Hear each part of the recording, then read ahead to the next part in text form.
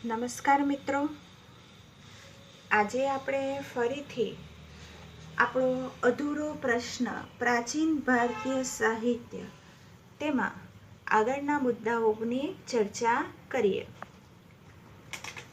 તો આ યુગમાં સંસ્કૃત ભાષામાં પુષ્કળ સાહિત્ય રચાયું, જેમાં ધાર્મિક અને લૌકિક એવી બંને પ્રકારની રચનાઓનો સમાવેશ થાય છે.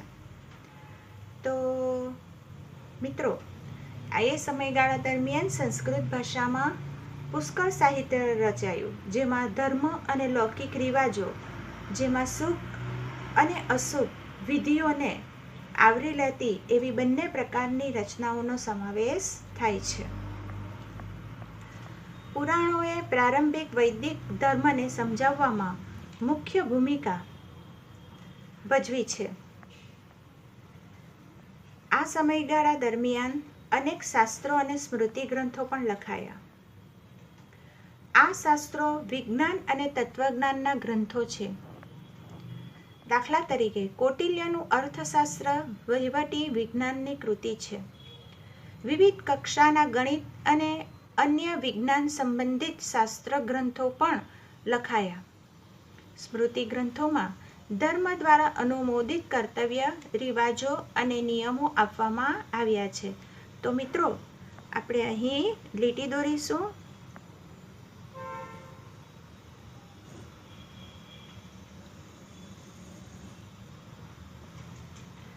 તો પ્રાચીન સમયમાં આપણા પુરાણોની જે રચના થઈ તેમાં શરૂઆતમાં વૈદિક ધર્મને સમજવામાં એટલે કે વૈદિક ધર્મને સમજાવવામાં મુખ્ય ભૂમિકા ભજવી હતી. એટલે પુરાણો દ્વારા આપણા જે વૈદિક ધર્મ છે, જે ક્રિયાઓ છે, તો તેને સમજવામાં પુરાણો ખૂબ જ મહત્વના છે. આ સમયગાળા દરમિયાન અનેક શાસ્ત્રો અને સ્મૃતિ ગ્રંથો પણ લખાયા. આ શાસ્ત્ર વિજ્ઞાન અને તત્વજ્ઞાનના ગ્રંથો છે. દાખલા તરીકે કૌટિલ્યનું અર્થશાસ્ત્ર વહીવટી વિજ્ઞાનની કૃતિ છે. વિવિધ ધોરણના ગણિત અને અન્ય વિજ્ઞાન સંબંધિત શાસ્ત્ર ગ્રંથો પણ લખાયા. સ્મૃતિ ગ્રંથોમાં એવા કર્તવ્ય, રિવાજો, નિયમો જેને ધર્મએ ટેકો આપ્યો છે, જે સ્મૃતિ ગ્રંથોમાં આલેખ કરવામાં આવ્યો છે. દાખલા તરીકે જેમાં તહેવારો, રીતિ રિવાજોની પરંપરા એ વર્ષો જૂની છે, જે આપણને સ્મૃતિ ગ્રંથોમાંથી શીખવા મળે છે. ઓકે, એના પછી આપણે જોઈએ તો બૌદ્ધ સાહિત્ય. તો એમાં આપણે ચર્ચા કરીએ તો પ્રારંભિક બૌદ્ધ સાહિત્ય પાલી ભાષામાં લખાયું.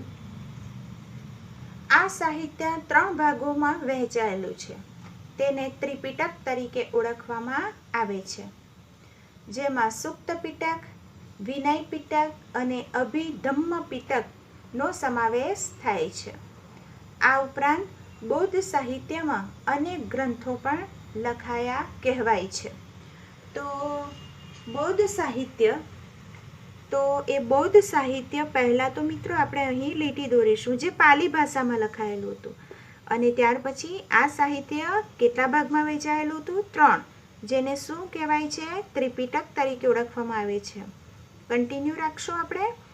જેના 3 ભાગ પડે છે: સુક્ત પિટક, વિનય પિટક અને અભિધમ્મ પિટક. ઓકે, તો મિત્રો શરૂઆતમાં બૌદ્ધ સાહિત્ય જે પાલી ભાષામાં લખાયું અને આ સાહિત્યને 3 ભાગમાં વહેંચવામાં આવે છે, જેને ત્રિપિટક તરીકે ઓળખવામાં આવે છે. જે બૌદ્ધ ધર્મના શાસ્ત્ર ગ્રંથોનો સમૂહ એટલે કે ત્રિપિટક. સુક્ત પિટક એટલે 3 ભાગ પડે છે, તેમાં સુક્ત પિટક, વિનય પિટક અને અભિધમ્મ પિટક. સુક્ત પિટક જેમાં બુદ્ધ અને તેના શિષ્યો વચ્ચેની વાતચીતનો ઉલ્લેખ થયેલો છે. વિનય પિટક જેમાં બૌદ્ધ ધર્મના નિયમો વિશેની સમજૂતી આપવામાં આવેલી છે. અને ત્રીજું છે અભિધમ્મ પિટક, એટલે ઇન્ડો ગ્રીક શાસક મિનેન્ડર અને તેના બૌદ્ધ તત્વજ્ઞાની નાગાર્જુન વચ્ચેના જે સંવાદો હતા એટલે કે વાતચીત હતી એ આ ગ્રંથ મિલિંદ પદ્ય જે બૌદ્ધ સાહિત્યનો મહત્વનો ગ્રંથ છે તેમાં ઉલ્લેખ કરવામાં આવેલો છે. અને બુદ્ધના પૂર્વજન્મને રજૂ કરતી સેંકડો જાતક કથાઓ બૌદ્ધ સાહિત્યનું અંગ છે. અને સમય જતાં અનેક બૌદ્ધ ગ્રંથો સંસ્કૃત ભાષામાં લખાયા. તેમાં અશ્વઘોષ રચિત બુદ્ધ ચરિતમાંથી એ સૌથી જાણીતો ગ્રંથ છે. ઓકે, આગળ જઈએ. તો મિત્રો, અહીં તમે ફરી 2 માર્ક્સના પ્રશ્નનો જવાબ શીખી લીધો છે. પ્રશ્ન તમને એમ પૂછી શકાય કે પ્રાચીન સમયના બૌદ્ધ સાહિત્યનો પરિચય આપો. ટેક્સ્ટબુકમાં અહીં તમને 3 જ લીટીમાં સમજૂતી આપી છે. એટલે અહીં જે બૌદ્ધ સાહિત્યના જે 3 ભાગ પડે છે, તો એ 3 ભાગની સમજૂતી તમને અંદર આપી નથી. તો તે સમજૂતી મેં તમને લેક્ચરમાં આપી છે. ઓકે, સવાલનો જવાબ હું તમને મોકલાવીશ. એમાંથી તમે તૈયારી કરી શકો છો. ઓકે, હવે ગુપ્ત યુગને સંસ્કૃત કાવ્ય અને નાટકના વિકાસનો સુવર્ણયુગ કહેવાયો છે. મિત્રો, અહીં આપણે લીટી દોરીશું અને આ તમને 2 માર્ક્સના પ્રશ્નનો જવાબ માટે આઈએમપી રહેશે. મિત્રો, લેસન નંબર 3માં એમ તો આપણે શીખી ગયા છે કે ગુપ્ત યુગને કલાઓનો સુવર્ણયુગ કહેવાય છે. તો એ પ્રશ્નનો જવાબ પણ અલગ છે. અને આ પ્રશ્નનો જવાબ છે, આ પ્રશ્ન કેવો છે કે ગુપ્ત યુગને સંસ્કૃત કાવ્ય અને નાટકના વિકાસનો સુવર્ણયુગ કહેવામાં આવે છે. ઓકે, આ સમયના મહાન લેખકોમાં કાલિદાસ, ભવભૂતિ, ભારવી, ભૃતુહરિ, બાણભટ્ટ, માદ ઇત્યાદિનો સમાવેશ થાય છે. આ તમામ ભારતભરમાં વિખ્યાત છે. જેમાં કાલિદાસ તો વિશ્વ પ્રસિદ્ધ કવિ છે. પોતાની ઉત્તમ કાવ્યકલા અને ઉત્કૃષ્ટ નાટ્યશૈલી કુમાર સંભવમ, રઘુવંશમ, મેઘદૂત, ઋતુસંહાર, અભિજ્ઞાન શાકુંતલમ વગેરે કાલિદાસના ગ્રંથો છે. બાણભટ્ટ લિખિત હર્ષચરિત સમ્રાટ હર્ષવર્ધનનું જીવનચરિત્ર છે. બાણે કાદંબરીની પણ રચના કરી છે. આ સમયના અન્ય પ્રસિદ્ધ ગ્રંથોમાં ભવભૂતિનું ઉત્તરામચરિત, ભારવીનું કિરાતાર્જુન્યમ, વિશાખાદત્તનું મુદ્રા રાક્ષસ અને શુદ્રકનું મુચ્છકટિકમ અને દંડીનું 10 કુમાર ચરિતમનો સમાવેશ થાય છે. અને આ ગ્રંથોના મુખ્ય વિષયો રાજકીય ઘટનાઓ, પ્રણય પ્રસંગો, રૂપકો, હાસ્ય પ્રસંગો અને તત્વજ્ઞાન છે. તો મિત્રો, તમને અહીં આપણે અંડરલાઈન કરવાની રહેશે. ઓકે, જે તમને ઓબ્જેક્ટિવ માટે, જોડકા જોડો માટે મોસ્ટ આઈએમપી રહેશે. ઓકે, ચલો.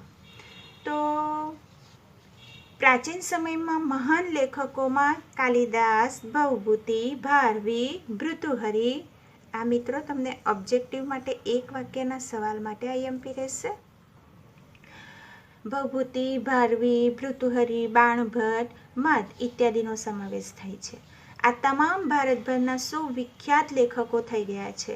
જેમાં મહાકવિ કાલિદાસ તો વિશ્વ પ્રસિદ્ધ કવિ હતા અને તેમણે પોતાની ઉત્તમ કાવ્યકલા અને ઉત્કૃષ્ટ નાટ્ય શૈલીમાં કુમાર સંભવમ, રઘુવંશ, મેઘદૂત, ઋતુસંહાર, અભિજ્ઞાન શાકુંતલમ વગેરે એ કાલિદાસના ગ્રંથો છે. તમને એમ પૂછાય ઓબ્જેક્ટિવમાં મહાકવિ કાલિદાસના જાણીતા ગ્રંથો જણાવો. તો મહાકવિ કાલિદાસના ગ્રંથો કુમાર સંભવમ, મેઘદૂતમ, રઘુવંશમ, ઋતુસંહાર અને અભિજ્ઞાન શાકુંતલમ. તે ઉપરાંત બાણભટ્ટ લિખિત હર્ષચરિત, જેમાં સમ્રાટ હર્ષવર્ધનના જીવનચરિત્રનો ઉલ્લેખ થયેલો છે. બાણે કાદંબરી નામના ગ્રંથની પણ રચના કરી હતી. આ સમયના અન્ય પ્રસિદ્ધ ગ્રંથોમાં ભવભૂતિનું ઉત્તરામચરિત, ભારવીનું કિરાતાર્જુન્યમ, વિશાખાદત્તનું મુદ્રા રાક્ષસ, શુદ્રકનું મુચ્છકટિકમ અને દંડીનું 10 કુમાર ચરિતમનો સમાવેશ થાય છે. આ ગ્રંથોના મુખ્ય વિષયો રાજકીય ઘટનાઓ, પ્રણય પ્રસંગો, રૂપકો, હાસ્ય પ્રસંગો અને તત્વજ્ઞાનથી ભરપૂર હોય છે. તેથી આ ગુપ્ત યુગને કાવ્ય અને નાટકનો સુવર્ણયુગ તરીકે ઓળખવામાં આવે છે. તો મિત્રો, જવાબ તમારો અહીંથી શરૂ થશે અને અહીં તમારો જવાબ પૂરો થશે, જે તમારો 2 માર્ક્સનો પ્રશ્નનો જવાબ રહેશે. ઓકે.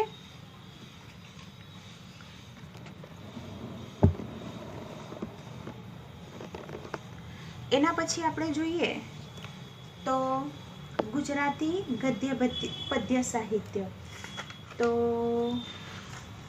એમાં આપણે જોઈએ તો જૂની ગુજરાતી ભાષામાં પદ્ય સાહિત્ય રચાતું હતું. સમય જતાં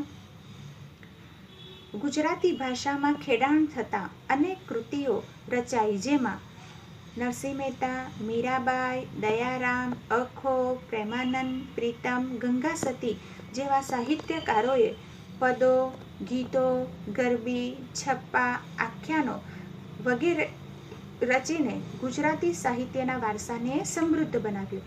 તો મિત્રો, અહીં આપણે લીટી દોરીશું. તો પ્રશ્ન તમને એમ પૂછી શકાય ઓબ્જેક્ટિવમાં કે ગુજરાતી સાહિત્યકારો જણાવો. બરાબર, ગુજરાતી પદ્ય સાહિત્યકારો જણાવો. તો નરસિંહ મહેતા, મીરાબાઈ, દયારામ, અખો, પ્રેમાનંદ, પ્રીતમ અને ગંગાસતી. ઓકે. એ પછી નર્મદ, નવલરામ, મહિપતરામ, રૂપરામ નીલકંઠ, ગોવર્ધનરામ ત્રિપાઠી, કિશોરલાલ મસરૂવાલા, પન્નાલાલ પટેલ, ઉમાશંકર જોશી જેવા સાક્ષરવર્યોએ ગુજરાતી સાહિત્યને ખૂબ જ સમૃદ્ધ બનાવ્યું. તો મિત્રો, અગાઉ આપણે જે ચર્ચા કરી એ પદ્ય સાહિત્યકારો, અને હવે જે નામ આવે છે એ ગદ્ય સાહિત્યકારો, જે નામ તમને ઓબ્જેક્ટિવ માટે આઈએમપી રહેશે. ઓકે. તો પ્રાચીન ગુજરાતી સાહિત્યના અરસામાં આપણે ગુજરાતી ભાષામાં જે કૃતિઓની રચના થઈ તેમાંથી ગુજરાતી સાહિત્ય સમૃદ્ધ બન્યું. આ સમયમાં પદ્ય સાહિત્યમાં પ્રભાત્યા, પદો, ગીતો, છપ્પા, આખ્યાન કાવ્યો અને ગરબીઓનો પણ સમાવેશ થાય છે. અને આ સમયમાં અનેક સાહિત્યકારોમાં આપણે નરસિંહ મહેતા, મીરાબાઈ, ગંગાસતી, શામળદાસ, અખો, પ્રીતમ, ભાલણ, પ્રેમાનંદ અને દયારામને ઓળખાવી શકાય. મિત્રો, ગુજરાતી સાહિત્યના આદિકવિ નરસિંહ મહેતાથી મધ્યકાલીન ગુજરાતી સાહિત્યના છેલ્લા કવિ દયારામ સુધીનો જે સમય છે એ સમયમાં સાહિત્ય કૃતિઓ જન સમુદાયના હૃદયમાં લોકોના મુખે બોલાતી કે ગવાતી એવી અનેક અદ્ભુત રચનાઓ હતી. તે સાથે સાથે નર્મદ, નવલરામ, પન્નાલાલ પટેલ, ઉમાશંકર જોશી, કિશોરલાલ મસરૂવાલા, પન્નાલાલ પટેલ, ઉમાશંકર જોશી જેવા સાક્ષરવર્યોએ ગુજરાતી સાહિત્યને ખૂબ જ સમૃદ્ધ બનાવ્યું. તો મિત્રો, આમ પ્રાચીન ભારતીય સાહિત્યમાં ગુજરાતી સાહિત્યમાં ખૂબ જ સમૃદ્ધ ગદ્ય પદ્ય સાહિત્યની રચના થઈ. ઓકે. તો મિત્રો, અહીં પણ તમે 2 કે 3 માર્ક્સના પ્રશ્નોનો જવાબ શીખી લીધો છે. ઓકે. તો ટેક્સ્ટબુકમાં જવાબ બહુ નાનો આપેલો છે, તો એના માટેનો જવાબ પણ હું તમને મોકલું છું. ઓકે. તો અહીં તમને પ્રશ્ન 2 અથવા તો 3 માર્ક્સમાં એમ પૂછી શકાય કે ગુજરાતી ગદ્ય પદ્ય સાહિત્ય વિશે માહિતી આપો. તો જવાબ તમારે અહીંથી અહીં સુધીનો લખવાનો રહેશે. તો ટેક્સ્ટબુકમાં એનો આન્સર બહુ ટૂંકમાં આપેલો છે, તો હું તમને વ્યવસ્થિત લંબાણપૂર્વક લેક્ચરના અંતમાં મોકલાવીશ. હવે આપણે જોઈએ તમિલ સાહિત્ય. તો તમિલ, તેલુગુ, કન્નડ અને મલયાલમ નામની 4 દ્રવિડ ભાષાઓના સાહિત્યનો આ સમયમાં વિકાસ થયો, જેમાં સૌથી જૂની ભાષા તમિલ છે. તેનું સાહિત્ય ઈસવીસનના પ્રારંભ જેટલું જ જૂનું છે. તો મિત્રો, અહીં આપણે લીટી દોરીશું.